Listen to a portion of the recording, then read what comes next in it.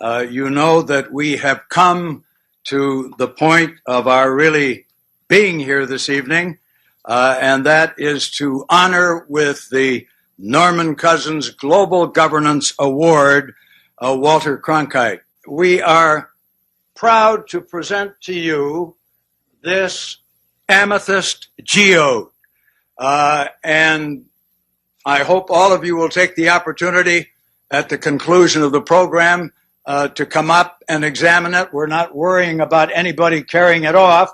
It's too heavy for me to lift.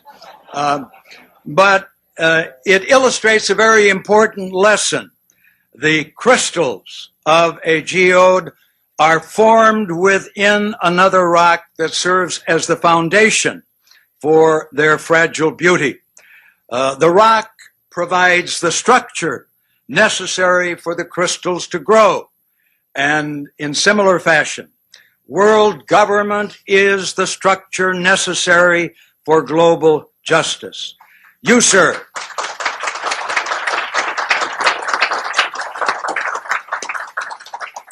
have been a lifelong advocate of this principle, and it is appropriate, therefore, that we present you with this amethyst geode.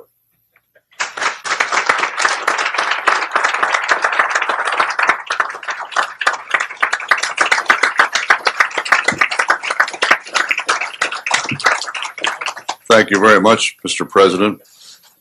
And there are many of us here who had wished back a couple of decades ago that we had been addressing you with Mr. President in a slightly different environment.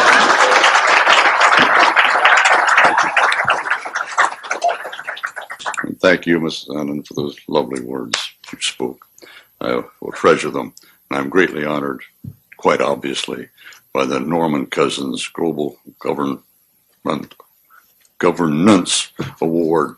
I'll try to get it right, since I will be referring to it frequently, of course, from now on. First, there are two reasons really why I'm particularly grateful and honored by this award. The first, I believe, as Norman Cousins did, that the first priority of humankind in this difficult era is to establish an effective system of world law that will assure peace with justice among the peoples of all the world.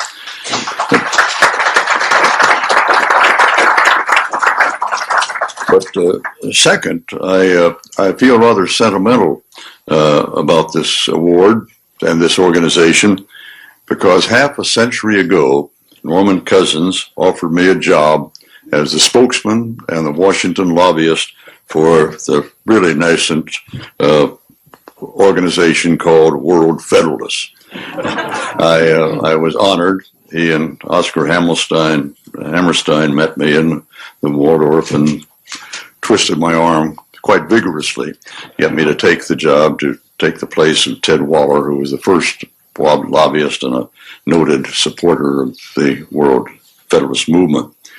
I chose instead, it turned out, to continue in the world of journalism.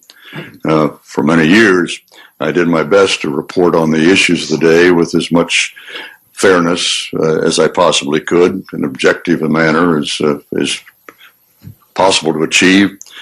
When I had my own strong opinions, I tried to put them aside for the moment in the interest of fairness. I didn't communicate them, I hope, to my audience. Now, however, my circumstances are considerably different. I'm in a position to speak my mind, and by God, I'm going to do it.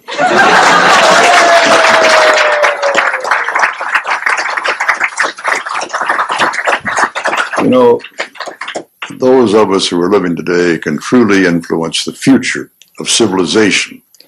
We can influence whether our planet is going to live or die, whether it's going to drift into chaos and violence, or whether through a monumental educational and political effort, we will achieve a world of peace under a system of law where individual violators of that law are brought to justice. For how many thousands of years now have we humans been what we insist on calling civilized? And yet, in total contradiction, we also persist in the savage belief that we must occasionally at least settle our arguments by killing each other. While we spend much of our time and a great deal of our treasure in preparing for war, we see no comparable effort in establishing peace. Meanwhile, emphasizing the sloth in this regard, those advocates who work for world peace by urging a system of world law and order, world government, if you please, are called impractical dreamers. Those impractical dreamers are entitled, it seems to me, to ask their critics, what is so darn practical about war? First, we Americans are going to have to yield up some of our sovereignty. That's going to be, to many, a bitter pill. It would take a lot of courage, a lot of faith, a lot of persuasion to them to come along with us on this necessity. Our forefathers believed that the closer the laws are to the people, the better. Cities legislate on local matters, of course. States make decisions on matters within their borders. And the national government deals with issues that transcend the states, such as interstate commerce, foreign relations. That's what we mean by federalism. Today, we must develop federal structures on a global level. To deal with world problems, we need a system of enforceable world law, a democratic federal world government. You know, what Alexander Hamilton wrote about the need for law among the 13 states applies today to the approximately 200 sovereignties in our global village, all of which are going to have to be convinced to give up some of that sovereignty to the better, greater union. Hamilton said, and it's not going to be easy, Hamilton said, to look for a continuation of harmony between a number of independent, unconnected sovereignties in the same neighborhood would be to disregard the uniform course of human events and to set at defiance the accumulated experience of ages. Today, the notion of unlimited national sovereignty means international anarchy. We must replace the anarchic law of force with the civilized law of force of law. Ours will.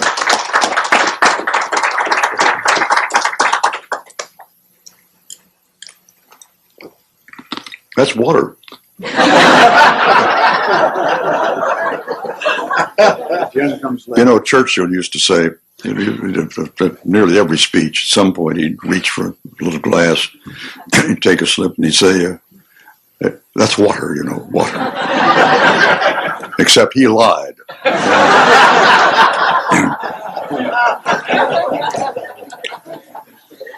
Ours is never going to be a perfect world, for heaven's sakes. We all know that.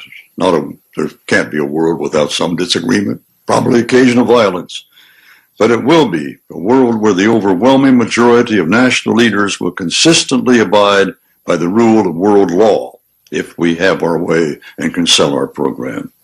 And those who won't obey the law, the international law with which we'll be governed, are going to be dealt with effectively and with due process of the structures of that same world law.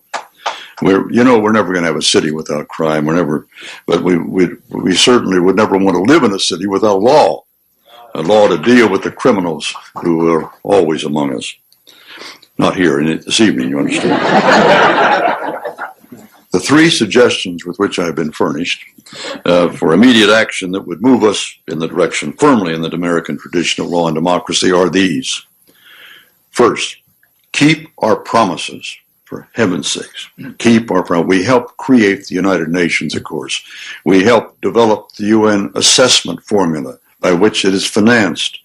Americans overwhelmingly, I think, every poll shows it, wants us to pay our UN dues.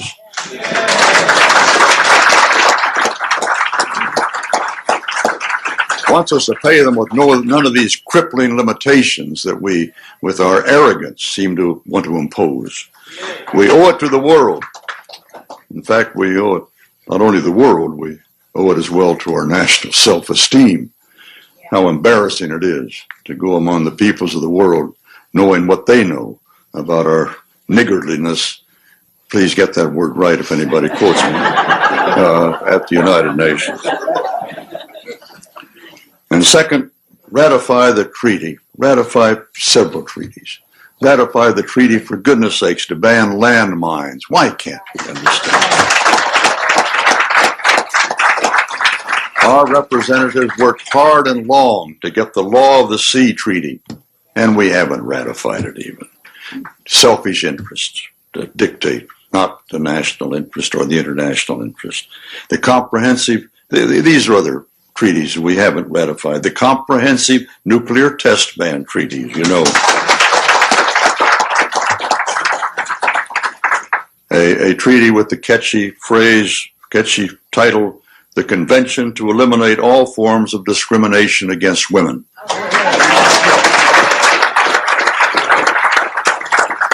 Title may not be catchy, but the idea certainly is. And the Convention on the Rights of the Child. We haven't even done that. Most important, we should sign and ratify the Treaty for a Permanent International Criminal Court.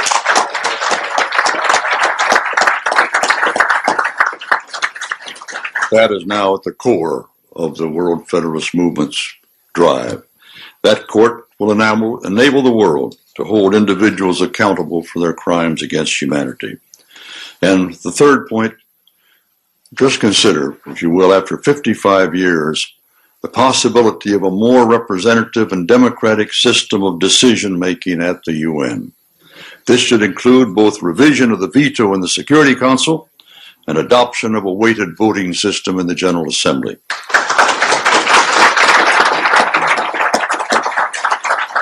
Our organization, the World Federalists, have endorsed Richard Hudson's binding triad proposal. George Soros, in his recent book, The Crisis of Global Capitalism, has given serious attention to this concept, which would be based upon not only the one nation, one vote, but also on population and contributions to the UN budget.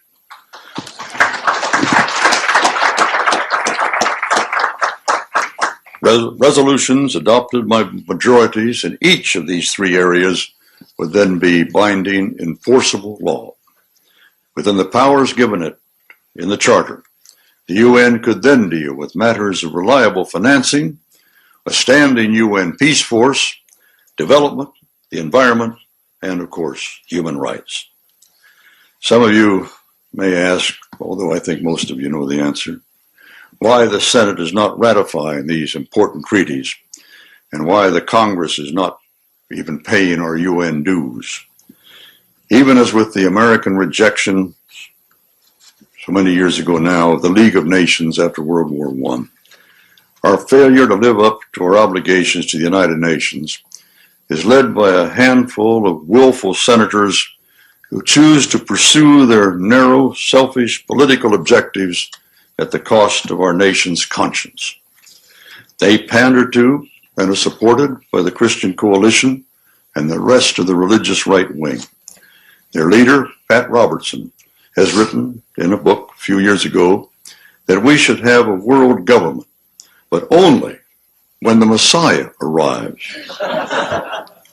He wrote, literally, any attempt to achieve world order before that time must be the work of the devil.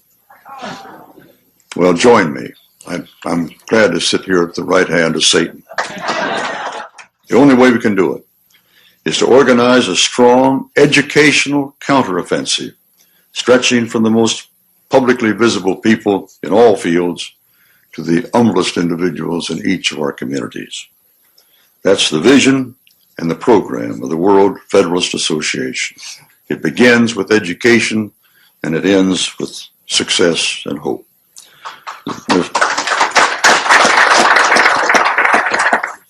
Let us hear the peal of a new international Liberty Bell that calls us all to the creation of a system of enforceable world law in which the universal desire for peace can place its hope and its prayers. As Carl Van Doren has written, history is now choosing the founders of the World Federation. That was back there at the beginning. And he said, any person who can be among that number and fails to do so has lost the noblest opportunity of a lifetime. Thank you. We would like to bring you a message from the First Lady of the United States, Hillary Rodham Clinton. Good evening and congratulations, Walter, on receiving the World Federalist Association's Global Governance Award. For more than a generation in America, it wasn't the news until Walter Cronkite told us it was the news. Every night at 6 o'clock, we welcomed you into our living rooms and listened as you explained the complex events of the day. Whether it was the space race or the Vietnam War, presidential elections, or peace treaties, you were there, telling us in simple yet riveting prose what was happening. You became a trusted member of my family and of families across America. For decades, you told us the way it is. But tonight, we honor you for fighting for the way it could be. We honor you for lending your voice to the cause of human rights around the world and for your lifelong commitment to international human rights law. From your reporting on the Nuremberg trials to your work with the WFA campaign to end genocide, you have stirred our consciences and challenged all of us to live closer to the words of the Universal Declaration of Human Rights. All human beings are born free and equal in dignity and rights. So thank you, Walter. Thank you for inspiring all of us to build a more peaceful and just world. We are still listening to your every word. And with your continuing leadership, we can sail across these unnavigated seas into the 21st century. And there's no better captain I can imagine than you. Thank you, my friend.